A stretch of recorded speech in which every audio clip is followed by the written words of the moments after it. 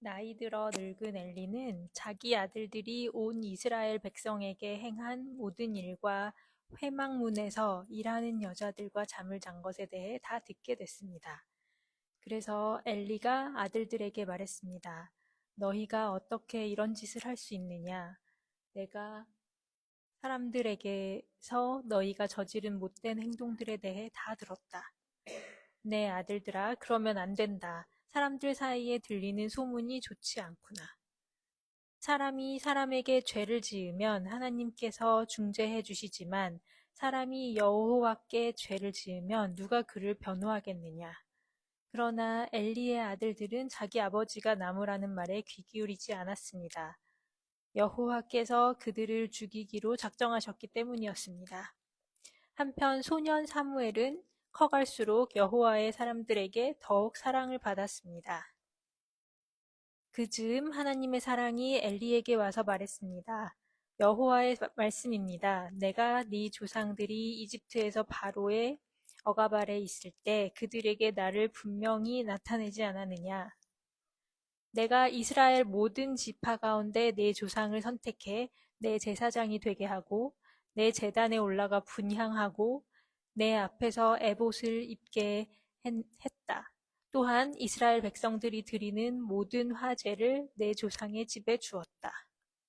그런데 너희는 어째서 내 처소에서 내게 바치라고 명령한 내 재물과 예물을 업신여기느냐?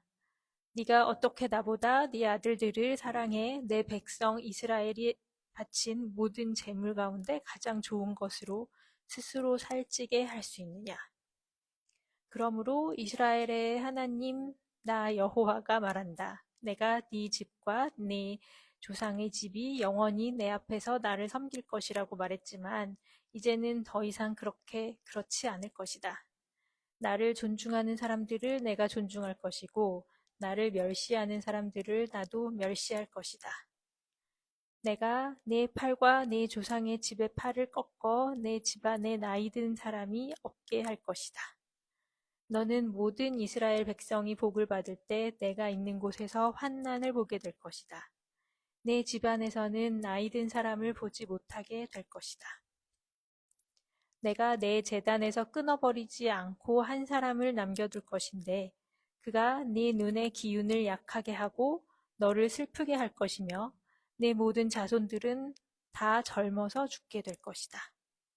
내 두 아들 홈니와 비느하스가 같은 날에 죽으리니 이것이 바로 내 말의 징조가 될 것이다. 이제 내가 나를 위해 신실한 제사장을 세울 것인데 그는 내 마음과 뜻대로 행할 것이다. 나는 그의 집안을 굳건히 세울 것이고 그는 내가 기름 부은 사람 앞에서 나를 항상 섬길 것이다. 그러고 나면 내 집안에서 남은 자들은 모두 와서 그 앞에 엎드려 은 한 조각과 빵 부스러기를 얻으려고 어디든 제사장 일을 맡게 해달라고 부탁하게 될 것이다. 아멘.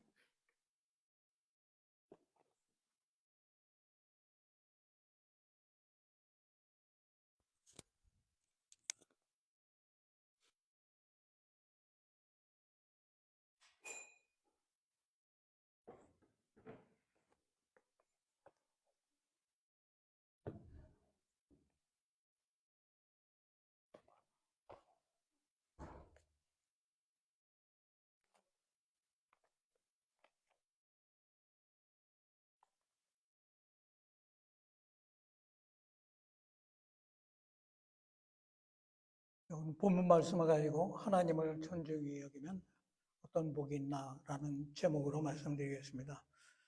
옛날에 중국으로 가면 무역하는 상인이 있었습니다. 그가 중국에서 거래처로부터 참새 6마리를 받습니다. 조선으로 돌아온 그는 임금이 새를 좋아한다는 소문을 듣고 그 새를 임금에게 바치려고 합니다. 그런데 기왕이면 7마리가 좋다고 생각해서 우리나라 새를 1마리 더 포함시킵니다. 그리고 왕 앞에 나가서 말합니다. 왕이요, 제가 중국에서 가져온 귀한 참새를 바치나이다. 왕은 매우 기뻐하면서 그것을 받습니다. 그런데 잠시 참새를 보더니 안색이 어두워집니다. 이거 한 마리는 우리나라 참새구만. 임금을 죽였으니 이제 목이 떨어지게 생겼습니다. 그럴 때 우리나라 참새가 말합니다. 폐하, 소인은 통역관이옵시다. 이 재치 있는 참새 덕분에 상인은 죽음을 면합니다. 제가 여러분한테 지금 말할 때 통역관이 필요 없습니다. 왜냐하면 다 알아듣는 한국말로 하기 때문입니다. 그러나 설교는 조금 다릅니다. 말은 한국말로 하지만은 이것은 일종의 영적인 언어입니다. 그러므로 여러분에게 통역관이 필요합니다. 근데 그 통역관이 누구입니까? 성령입니다. 설교는 성령이 통역을 해 주어야만 잘 이해할 수 있고 그것을 믿을 수 있습니다. 그렇지 않으면 듣기는 듣는데 깨닫지 못하고 듣기는 듣는데 한 귀로 듣고 한 귀로 내보냅니다. 이 때문에 예수님은 성경 여러 군데에서 들을 귀 있는 자들은 들을지어다 라고 말했습니다. 귀가 없어서 못 듣습니까? 귀는 다 있는데 그 중에서 듣는 귀가 따로 있다는 것입니다. 또 요한계시록에도 성령이 교회들에게 하는 말씀을 들어라 라는 말씀이 있습니다. 이 성령 통역관을 옆에 모시기 바랍니다. 그리고 오늘 여러분 귀에 들려지는 설교를 잘 이해하시고 가슴 깊이 받아주시고 또 그것을 나의 믿음으로 만드시기 바랍니다. 여러분, 하나님은 누구를 좋아하신다고 생각하십니까? 누구를 기뻐하십니까? 누구를 복을 주십니까? 누구를 높이십니까? 뭐 대답은 어렵지 않아요. 하나님을 존중히 여기는 사람입니다. 그래서 그 사람을 하나님이 좋아하죠. 그래서 기뻐하고 복을 주고 그를 높입니다. 반대로 하나님 누구를 싫어합니까? 누구를 저주하고 누구를 낮춥니까? 하나님 무시하는 사람이에요. 하나님 우습게 여기는 사람입니다. 하나님 가볍게 여기는 사람이에요. 본문 30절 하반절 말씀을 다시 보십시오. 나를 존중히 여기는 자를 내가 존중히 여기고 나를 멸시하는 자를 경멸하리라. 하나님은 하나님을 존중히 여기는 사람을 존중히 여깁니다. 아무쪼록 여러분도 하나님을 존중히 여기심으로 하나님으로부터 존중히 여김을 받는 성도가 되시기를 주님의 이름으로 축원합니다. 아멘. 세상에 태어난 사람들 중에 누가 가장 복을 받은 사람일까요? 저는 다윗이라고 믿습니다. 저는 다윗처럼 복 받은 사람도 없다고 생각합니다. 물론 아브라함이 있습니다. 이삭이 있고 야곱이 있고 요셉이 있습니다. 또 모세도 있고 또 사무엘도 있습니다. 솔로몬도 있어요. 그러나 다윗은 그들보다 더 큰 복을 받았습니다. 제가 말씀드리는 복은 상대적인 복이 아닙니다. 절대적인 복입니다. 보십시오. 오죽하면 예수님을 다윗의 자손이라고 하겠습니까? 만일 아브라함이 더 큰 복을 받았다면 예수님을 아브라함의 자손이라고 했을 것입니다. 그런데 유대인들은 다윗의 자손이라고 했습니다. 예루살렘에 입성할 때 예수님이 그들이 뭐라고 합니까? 호산나 다윗의 자손이요 찬송하려거다. 마태복음 21장 6절입니다. 예수님이 이 소리를 듣고 뭐라고 합니까? 야, 그런 소리 마. 나는 다윗의 자손이 아니야. 아브라함의 자손이야. 그렇게 말씀하셨습니까? 아닙니다. 그냥 듣고 잠자코 계셨습니다. 이것은 그 말을 인정한다는 의미입니다. 근데 왜 다윗이 그런 복을 받았을까요? 그가 하나님을 존중하게 여겼기 때문입니다. 그렇다고 해서 아브라함, 모세, 사무엘, 솔로몬 이런 사람들이 하나님을 존중히 여기지 않았다는 의미가 아닙니다. 다윗은 하나님을 아주 귀하게 여겼습니다. 존중하고 찬양했습니다. 그런데 왜 다윗은 이 때문에 다윗은 다른 일들보다 더 큰 복을 받고 다윗의 자손, 예수여라는 말이 생기게 된 것입니다. 왜 하나님이 다윗을 이렇게 높였을까요? 그 하나님을 최고로 여깁니다. 가장 귀한 분으로 여깁니다. 시편 145편 2절에 보면 왕이신 나의 하나님이여 내가 주를 높이고 영원히 주의 이름을 성축하나이다. 이거 복음성가에서도 많이 이 내용으로 불렀죠. 이게 간단한 것 같지만 한번 곰곰이 생각해 보세요. 얼마나 다윗이 하나님을 높이는지 이 짧은 한 절에서 알 수 있습니다. 그런데 이거 한 절뿐이 아니에요. 시편을 읽어보면 곳곳에서 다윗이 하나님을 찬양하고 높이는 내용이 나옵니다. 그가 하나님을 이렇게 높이니까 하나님도 그를 높여줍니다. 여러분, 하나님을 높이세요. 그러면 나를 높여주십니다. 하나님을 존중히 여기세요. 그럼 나를 존중히 여기십니다. 왜냐하면 하나님은 높이기도 하고 낮추기도 하는 분입니다. 부하게도 하고 가난하게도 만드시는 분입니다. 죽이기도 하고 살리기도 합니다. 음부에 내리기도 하시고 올리기도 하십니다. 비천한 자리에 걸음돌이 더미에서 일으켜서 귀족들과 함께 앉게 하시는 분입니다. 사무엘상 2장 6절서부터 8절에 그렇게 말씀했습니다. 그래서 양치는 일개의 목동이 어떻게 한 나라를 다스리는 왕이 됩니까? 하나님을 높이니까 그렇게 된 거죠. 다윗이 하나님을 높이고 찬양하니까 하나님은 그를 높여서 왕의 자리에 앉게 합니다. 잠언 4장 8절도 그런 말씀이 있습니다. 그를 높이라. 그는 하나님입니다. 그리하면 그가 너를 높이리라. 하나님을 높이고 존귀하게 여기심으로 여러분도 높임을 받으시기를 주님의 이름으로 축원합니다. 아멘. 자, 그러면 하나님을 존중히 여긴다는 게 무슨 말입니까? 하인이나 머슴대하듯이 대하라는 건 아니죠. 존중히 여긴다는 것은 높고 귀한 분으로 인정하라는 것입니다. 만약에 미국 대통령 트럼프가 여기 온다 그러면 다 그에게 존경하는 표시로서 자리에 일어서서 일어날 것입니다. 근데 우리 하나님은 트럼프하고는 비교를 할 수 없는 분이에요. 한 예 들어볼까요? 하나님이 창조하신 이 우주 세계를 한번 보세요.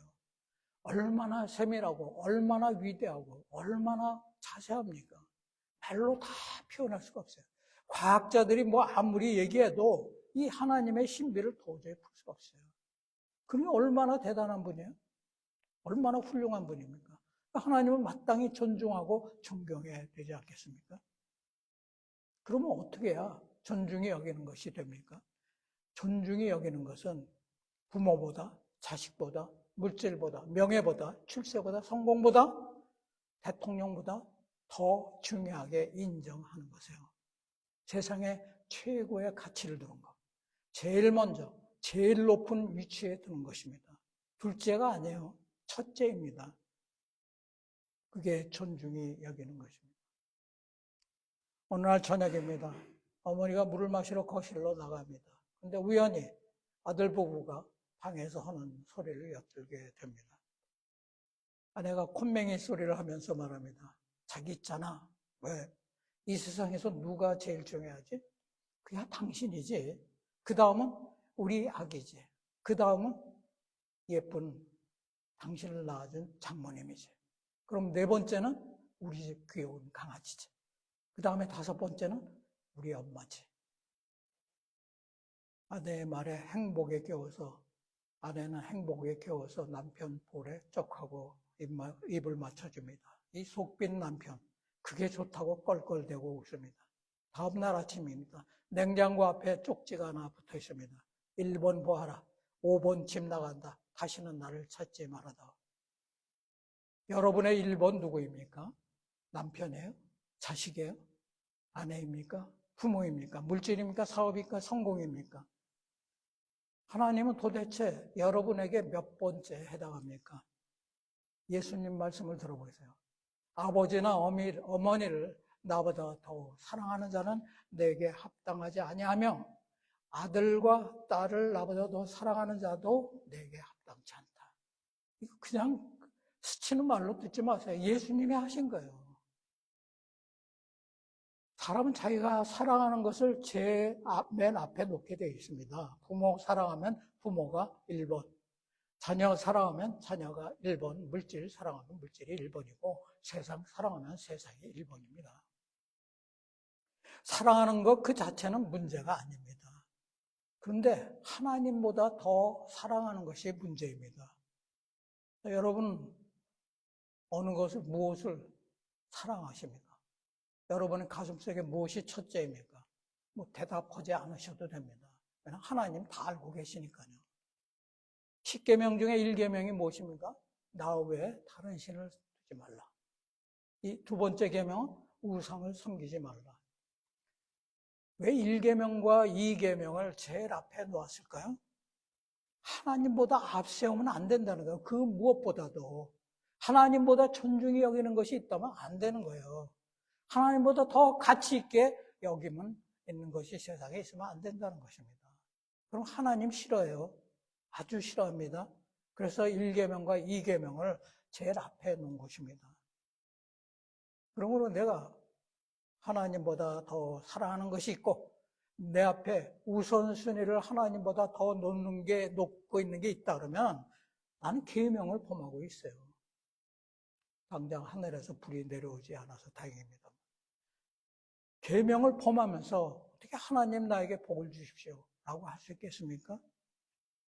이스라엘 역사를 보세요. 왜 이스라엘이 멸망당했고 유다가 멸망당했습니까? 그들이 자기 앞에 다른 신을 두었기 때문에요. 우상을 섬겼기 때문입니다. 이 신이나 다른 신이나 우상이 무엇이에요?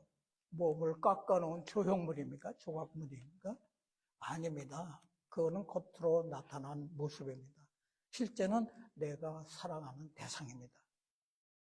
내가 귀하게 여기는 대상, 내가 가치 있게 여기는 거, 그것이 첫 번 위치에 놓으면은 그게 나의 우상이고 나의 신이에요.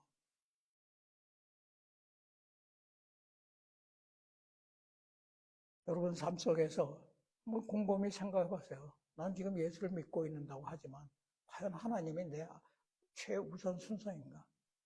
하나님에게 내가 최고의 가치를 두고 있는가? 본문에 나오는 엘리를 보세요. 참으로 참 믿기 어려운 사람입니다. 그는 무려 40년 동안 사사로 또 대제사장으로 일을 했습니다. 사사는 당시의 왕정이 아니기 때문에 이 사사를 하나님께서 임명해서 이스라엘을 다스리게 했습니다. 대제사장은 아주 귀한 직분이죠. 하나님과 백성 사이를 중보하는 중보자입니다. 그래서 대제사장을 통해서 죄를 그 당시에는 사함을 받을 수 있었습니다.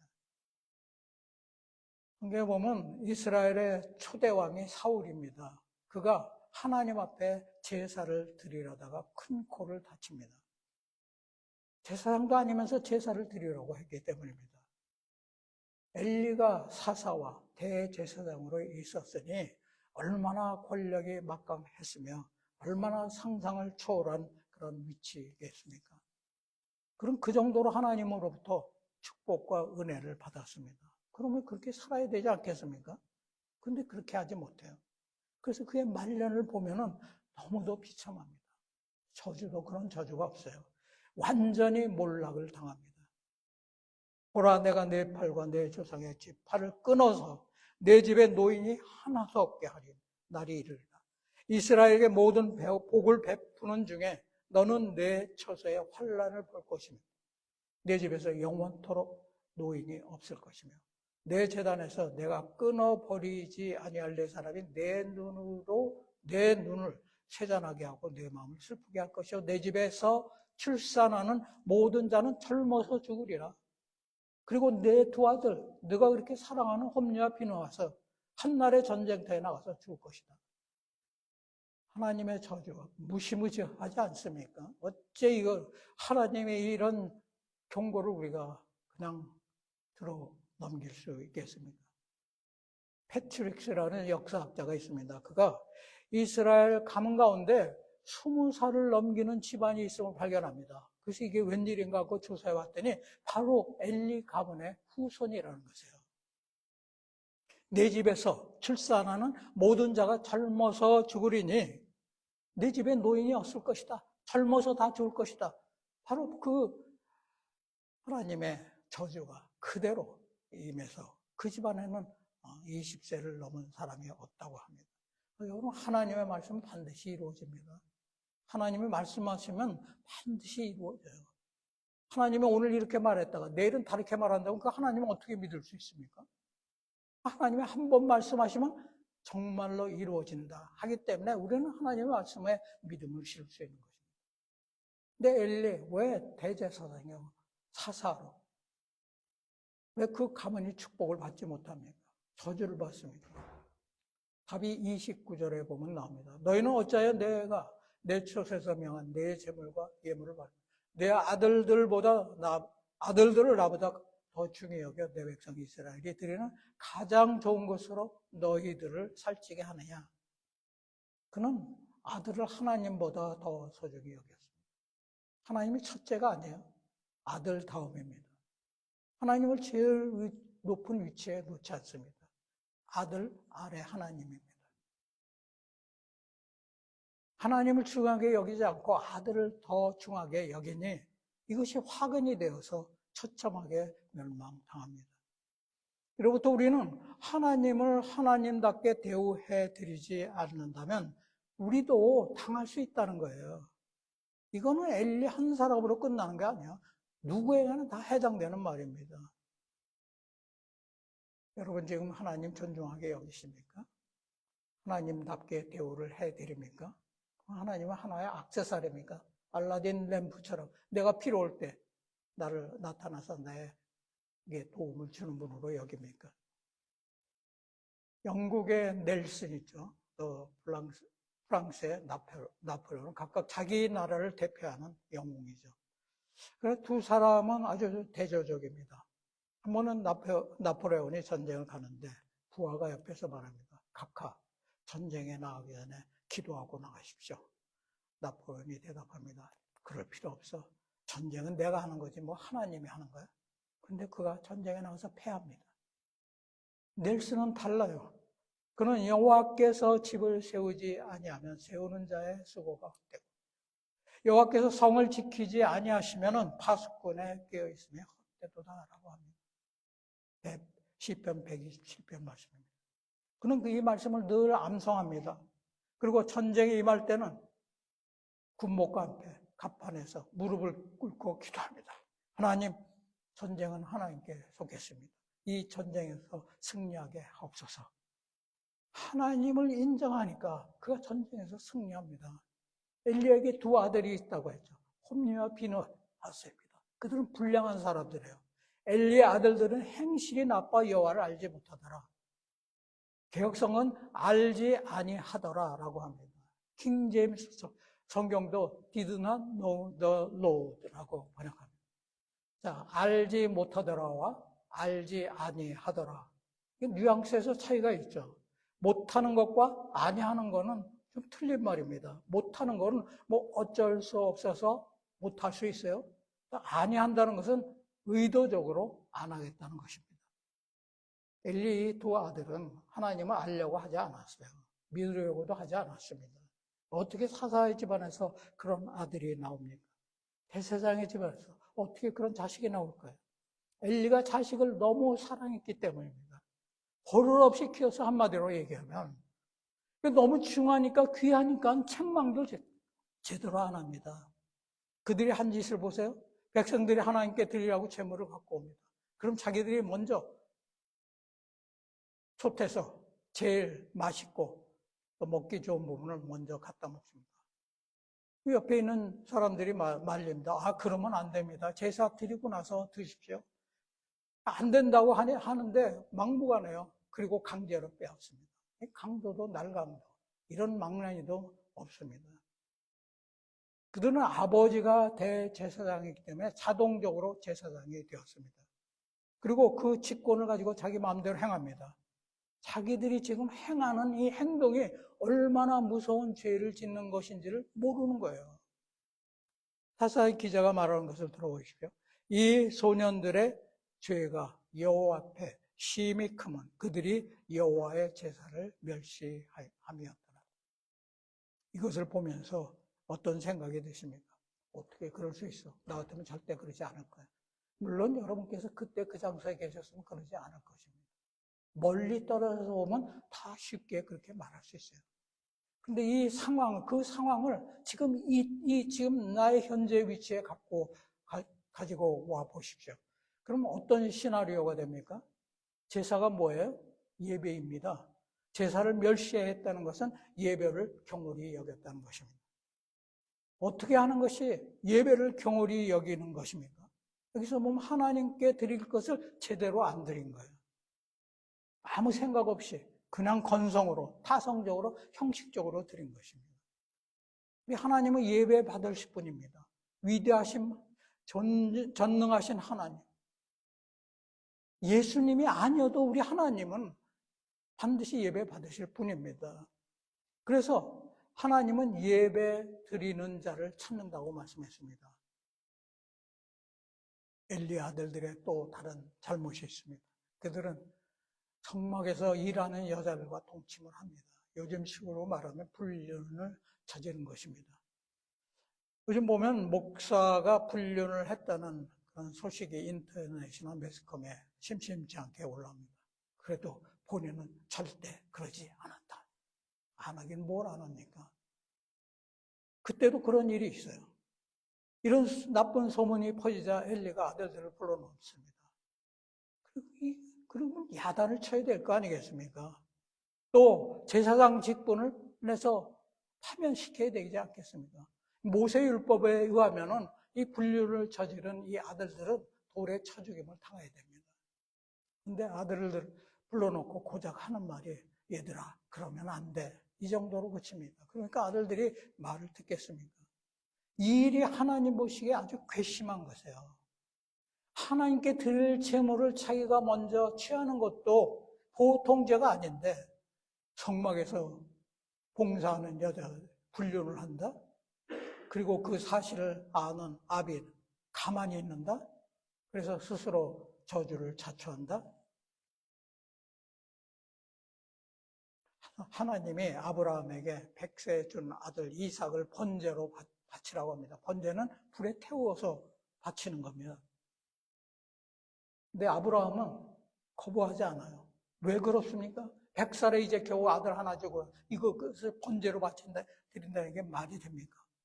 따지지 않아요. 그대로 순종합니다. 왜 그렇습니까? 비록 100세에 내가 낳은 아주 귀중한 아들이지만 아들보다도 하나님을 더 귀하게 여겼기 때문입니다. 여러분 어떻습니까? 하나님은 그렇게 여기십니까? 삶의 최우선에 두고 있습니까? 그러면 하나님으로부터 감당할 수 없는 복을 받을 거라고 저는 믿습니다. 그 아브라함에게 하나님이 뭐라고 합니까? 내가 나를 가리켜 맹세하노니. 하나님이 자기를 가리켜 맹세해요. 자기보다 큰 자가 있어야지 뭐 맹세를 그거를 가리켜 맹세하는데 하나님보다 큰 자가 없으니까 하나님은 자신을 가리켜 맹세하는데 내가 이같이 행하여 내 아들 내 독자도 아끼지 아니하였은즉 내가 내게 복을 주고 내 씨로 크게 번성하여 하늘의 별과 같게 하고 바닷가의 모래와 같이 많게 해주겠다. 그리고 내 씨가 대적의 성을 취하겠다. 내 씨로 말미암아 천하 만민이 복을 받을 것이다. 왜 그러냐? 네가 내 말을 준행했기 때문이다. 소문난 교회에 한 사람이 찾아갑니다. 왜냐하면 그 교회에 노벨 물리학상을 받은 교수가 있기 때문입니다. 근데 그 교수가 그 교회에 나와서 청소를 하는 거예요. 그것을 보고 이상하게 여긴 이 사람이 묻습니다. 아니, 당신은 노벨상을 받은 학자인데 어떻게 청소를 하고 계십니까? 그 사람이 대답합니다. 내 안에 계신 하나님이 하라고 해서요. 그럼 당신은 어떻게 물리학을 공부하게 됐습니까? 내 안에 계신 하나님이 하라고 해서요. 이 사람은 모든 것을 하나님에게 돌려요. 하나님을 그렇게 존중해 여기니까 이렇게 존중함을 받는 것이에요. 하나님을 경홀히 여기면 다 역시 경홀히 여김을 받으십니다. 여러분, 하나님을 최고의 위치에 두십시오. 그분을 높이세요. 그분을 찬양하십시오. 그럼 내 삶 속에서 놀라운 일이 일어납니다. 자, 그러면 한번 짚어보십시다. 그럼 내가 지금 하나님을 존중하고 있는지 아닌지 어떻게 알 수 있을까? 세 가지를 보면 알 수 있어요. 첫째는 돈 쓰는 거 보면 알 수 있어요. 돈이 얼마나 가치 있고 귀한 것입니까? 얼마나 가치 있냐면 성경은 하나님과 같은 위치에 놓고 말합니다. 그래서 돈을 어떻게 쓰느냐를 보면은 그 사람이 하나님을 지금 존중해 여긴다, 아닌다를 금방 알 수 있어요. 다 쓰고 남은 거 드리는 사람, 또 간신히 조금 드리는 사람, 인색한 마음으로 드리는 사람. 이 사람을 하나님께서 존중히 여기겠습니까? 아마 이 말씀이 여러분에게 부담이 되실 수 있습니다. 그러나 사실이 그런 걸 어떡합니까? 하나님이 정말 귀하다고 그러면 그분 앞에 아낌없이 드릴 수 있어야 됩니다. 둘째, 요구하는 것을 어떻게 들어주는가 하는 것을 보면 알 수 있어요. 자식이 말하면 껍벅 죽는 사람들 있죠. 사달라고 하면 다 사주고, 가고 싶다 그러면 다 보내주고, 하고 싶다 그러면 다 해주고. 그런데 하나님이 요구하면은 이 핑계 저 핑계 대고 안 들어줍니다. 하나님 그렇게 하고 싶은데요. 시간이 없는데요. 하나님 그렇게 하면 하고 싶은데 나도 먹고 살아야 되니까. 하나님 나중에 할게요. 하나님을 존중하는 사람이 이런 말을 할 수 있을까요? 존중한다면 하나님이 말씀하신 것부터 해야죠. 내일은 비록 급하더라도 그 뒤로 미뤄야죠. 그리고 하나님 말씀하신 것을 먼저 해야죠. 세 번째로 생각하는 것을 보면 알 수 있어요. 사람은 자기가 중요하게 여기는 것을 생각하게 되어 있습니다. 돈을 중요하면 돈 생각하고, 자식 중요하면 자식 생각하고, 성공, 명예, 인기, 출세, 이거 중요하게 하면 오매불만 생각만 합니다. 보세요. 탤런트 또는 인기 가수들 보면 오직 그들의 목표는 인기. 하나님을 중요하게 여기는 사람은 어떻게 하면 하나님을 기쁘시게 하지? 어떻게 하면 내가 하나님을 높이지? 그런 생각을 하고 삽니다. 내 생각 속에 무엇이 많이 차지하고 있느냐? 바로 내가 하나님을 어떻게 여기고 있느냐 하는 것의 답입니다. 엘리가 그렇다고 해서 뭐 하나님의 일을 안 한 것도 아니에요. 하나님을 믿지 않은 것도 아니에요. 근데 왜 복을 받지 못하고 저주를 받았습니까? 하나님을 믿는다고 하면서 다른 신을 섬기기 때문에 하나님을 보다 더 중요하게 여기는 아들 우상을 섬긴 것입니다. 그렇다고 그래서 그가 성공할까요? 아들로부터 효도를 받을까요? 전혀 아닙니다. 세상에서는 그럴 수 있어요. 그렇지만은 말씀 안에서는 그런 것이 없어요. 왜냐하면 우리는 하나님의 자녀이기 때문입니다. 세상은 세상의 영역 속에서 서로 영향을 받고 주고받고지만 우리 하나님을 믿어서 하나님의 자녀가 된 사람은 하나님의 뜻 안에 있습니다. 내 인생이 하나님의 손에 있어요. 내가 아무리 해도 하나님 손 안에 있어요. 하나님을 존중하게 여겼던 한 인물이 있습니다. 성경에 나오지 않습니다. 실제 인물입니다. 여러분도 뭐 아실 겁니다. 이희돈 장로라는 분입니다. 이미 그의 간증을 들어서 그가 어떤 사람인지 아실 것입니다. 그분의 간증을 들어보면 그가 하나님을 얼마나 중요하게 여겼다는 것을 알 수 있습니다. 스웨덴에서 국제학회가 열립니다. 중간에 주일이 껴 있습니다. 그러면 뭐 주일 예배 스웨덴에 있는 어느 교회에 가서 드리면 됩니다. 그런데 이분은 그렇게 안 해요. 저녁 비행기를 타고 워싱턴으로 갑니다. 그리고 자기 교회 가서 주일에 예배 드리고 주일 저녁 비행기를 타고 다시 스웨덴으로 와서 회의에 참석합니다. 국내도 아니에요. 해외입니다. 얼마든지 엑스큐즈 할 수 있습니다. 그런데 자기 교회에 와서 예배를 드려요. 어떻게 보면 좀 율법적이다. 너무 지나치다. 뭐 꼭 그렇게 해야 되나 하는 생각도 듭니다. 그것은 여러분의 판단에 맡기겠습니다. 그러나 우리가 이분한테 배울 것이 있어요. 그가 교회를 그렇게 섬겼다는 거예요. 그것은 하나님을 그렇게 섬긴다는 말도 됩니다. 그가 그렇게 하나님을 존중하게 여기니까 하나님이 그를 높이시죠. 그가 하나님을 그렇게 귀하게 여기니까 하나님도 그를 귀하게 여겨요. 그래서 그는 한국인으로서 세계무역센터의 부총재가 됩니다. 그리고 세계 여러 나라를 다니면서 간증을 합니다. 안타깝게도 일찍 세상을 떠났지만 말입니다. 여러분, 내가 하나님을 존중하게 여기면 나도 존중히 여김을 받습니다. 이것이 성경의 원리고 하나님의 법칙입니다. 세상에서는 그렇지 않아요. 그렇지만 세상 원리는 많이 틀립니다. 안 맞을 때가 있어요. 그러나 하나님의 원리는 틀림없이 이루어집니다. 정확하게 말씀하신 대로 이루어집니다. 나를 존중히 여기는 자는 내가 존중히 여기고 나를 멸시하는 자를 내가 경멸하리라. 여러분 오늘 말씀 여러분 머릿속에 꼭 집어넣으십시오. 그리고 내 삶 속에서 어떻게 하면 내가 하나님을 존중해야 할까? 하나님을 어떻게 하면 높일까? 비록 낙제 점수를 받더라도 삶과 현실이 그렇게 하지 못하게 할지라도 부단히 노력하고 하나님을 제일 우선적으로 생각하고 내 앞에 노력을 할 때 하나님께서 여러분과 함께 하시고 그 뜻이 이루어지게 할 것입니다. 오늘 말씀을 통해서 그런 결심하시는 여러분들이 되시길 주님의 이름으로 축복합니다. 아멘. 한번 눈을 감으시고 오늘 말씀을 되돌아 보십시다. 여러분 삶 속에서 우선순위는 무엇입니까? 무엇을 여러분은 삶 속에서 최고의 위치에 두고 있습니까? 무엇에 최고의 가치를 두고 있습니까? 예수님은 부모나 자식을 나보다 더 사랑하는 자는 나에게 합당치 않다고 했습니다. 즉 하늘나라 백성이 될 자격이 없다는 것입니다. 하나님을 존중히 여기십시오. 하나님은 자신을 존중히 여기는 사람을 존중히 여겨주시고 최고의 명예를 주십니다. 오늘 이 하나님의 말씀을 가슴 깊이 새기시고 내 삶 속에서 하나님을 높이는 복된 삶이 되게 해달라고 우리 다 같이 기도하겠습니다. 하나님 아버지, 오늘 말씀을 통해서 새로운 사실을 깨닫게 해주시니 감사합니다. 하나님께서는 말씀하셨습니다.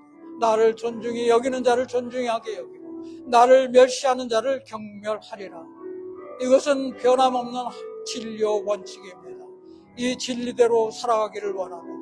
이 말씀대로 내 삶 속에서 내 삶을 통해서 하나님을 높이고 하나님을 제우선의 가치에 두고 살기를 원합니다.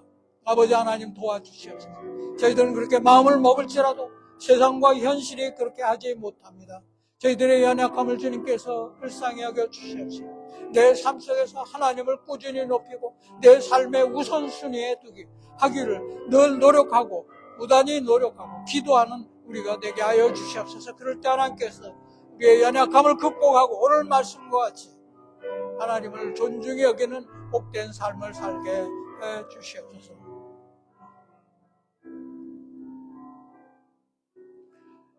존귀와 부귀와 영광과 능력의 하나님, 하나님보다 높은 분은 세상에 없습니다. 하나님보다 명예스러운 분은 없습니다. 하나님보다 존귀한 분이 없습니다.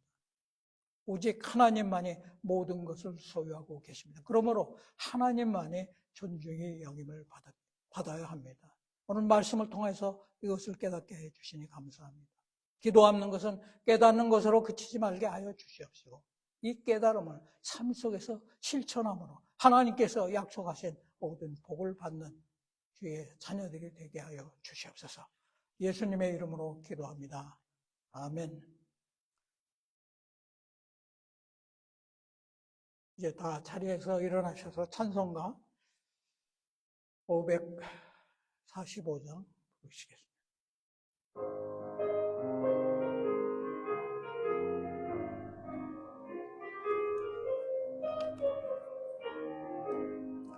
이는 내 안모 증거한 예배여도 믿음만을 가지고 손을 걸으며 귀에 아무 소리 아니 들려도 하나님의 약속 위에 서리라.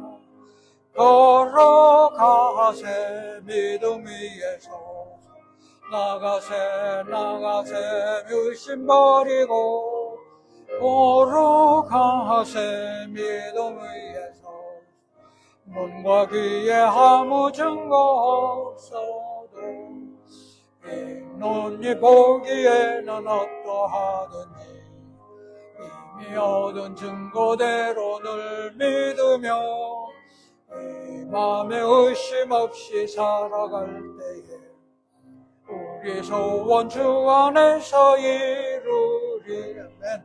걸어가세 믿음 위에서 거하게 나가세 의심 버리고 걸어가세 믿음 위에서 거기에 아무 증거 없어도 주님의 거룩함을 두고 맹세하고 주 하나님 아버지는 참 미쁘다. 그 귀한 모든 약속 믿는 자에게 능치 못할 무슨 일이 있을까.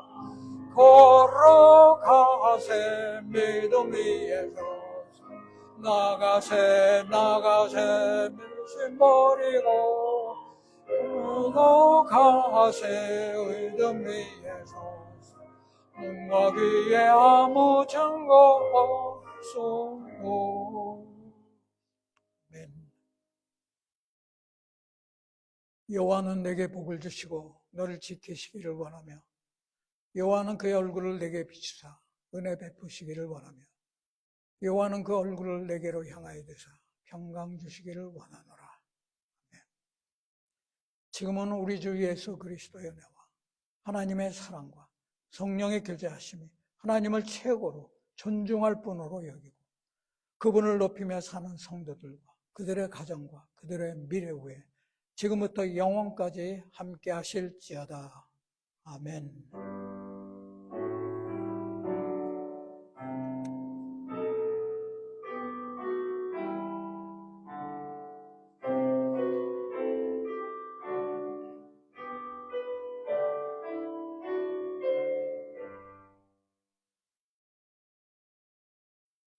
이상으로 주일 예배 모두 마쳤습니다.